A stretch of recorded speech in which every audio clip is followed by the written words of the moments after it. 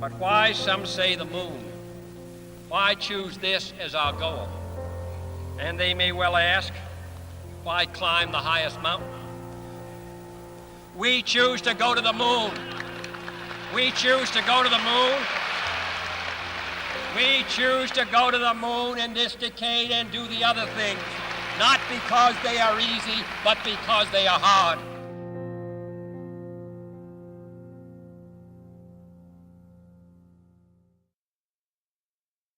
In the 8th year of manned flight into space, the National Aeronautics and Space Administration prepared men and equipment for the most advanced manned mission to date.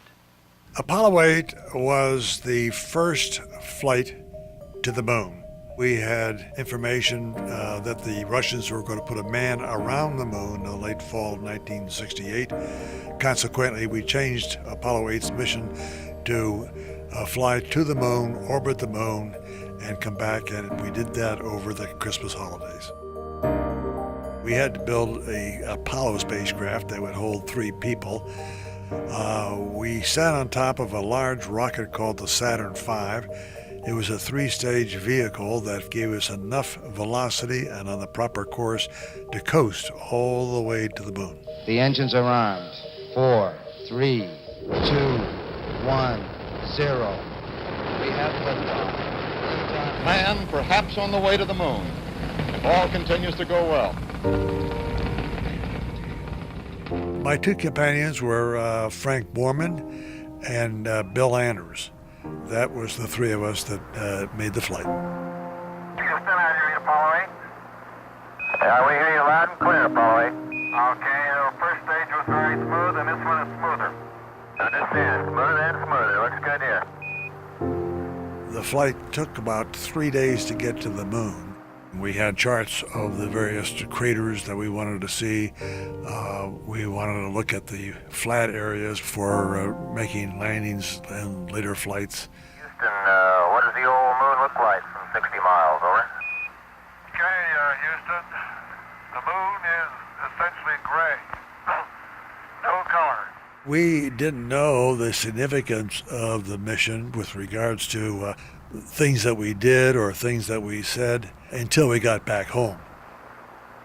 It was the 4th orbit when we finally came to a position where we saw the Earth.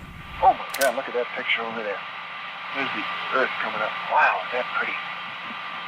You got a color film, Jim? And then Anders asked me for color film. Hand me a roll of color quick. Oh man, that's great. Where is it? Quick. Hey, I got it right here. Let me get up there. Bill, I got it framed. It's very clear right here. And Anders does take, I guess, several pictures. And I say 250 at f11. Oh, I got it right. Oh, that's a beautiful shot. And as Anders takes the pictures, one of them, as we learn after we get back home, became the very famous one.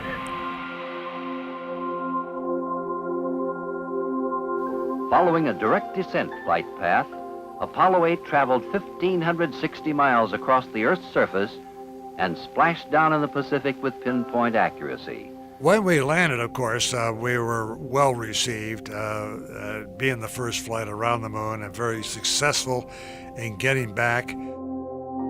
But the country in 1968 was sort of in a turmoil. Martin Luther King and Bobby Kennedy both were assassinated. We had a war going on. It was one after the other of bad news, either in Vietnam or in the continental United States. And then the launch of Apollo 8 brought a binding to the people of our country. It was a very significant factor in how people felt about themselves and their environment. The Earthrise photo, in just one picture, gives the person a complete understanding and glimpse of his or her position in the universe by looking back at the body that she calls home. It was the first time that people actually knew what the Earth looked like and where they were living.